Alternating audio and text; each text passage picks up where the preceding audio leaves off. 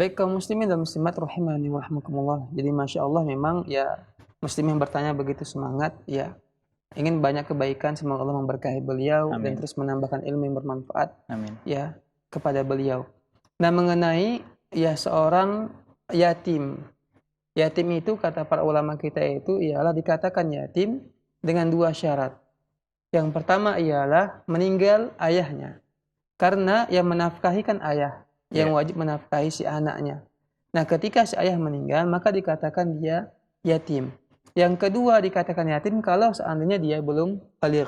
Jadi sebenarnya alhamdulillah sudah dijawab juga tadi sebagian ya dengan penjelasan di antara para ustadz ataupun para ulama bahwa seseorang itu dikatakan yatim kalau meninggal ayahnya kemudian belum mencapai usia baligh.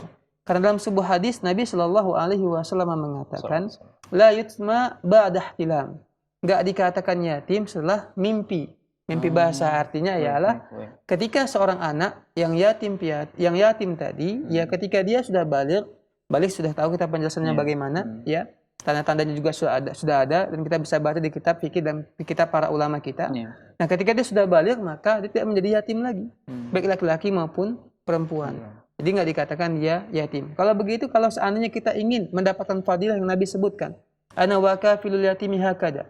Aku dan anak yatim itu orang yang menyantuni anak yatim seperti dekatnya. Keutamaan bagi orang yang dia itu menyantuni anak yatim, maka carilah anak yatim memang pada usia mereka di bawah baligh. Pada usia 9 tahun, 10 tahun. Yang penting sebelum masa baligh. Jadi insya Allah ketika kita menyantuni mereka, semoga mendapatkan keutamaan dari Allah Subhanahu wa taala, bisa dekat bersama Nabi sallallahu alaihi wasallam di surga.